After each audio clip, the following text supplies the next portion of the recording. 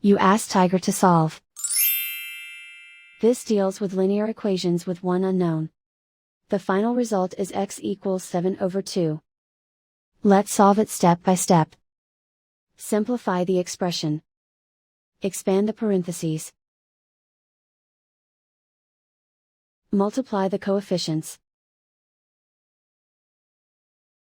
Simplify the arithmetic.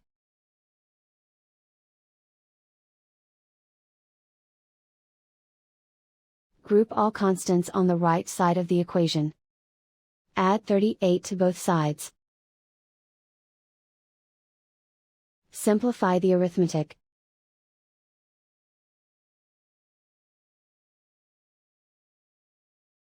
Isolate the x. Divide both sides by 12. Simplify the fraction.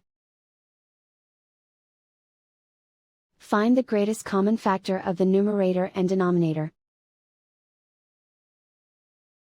Factor out and cancel the greatest common factor. And so the final result is x equals 7/2.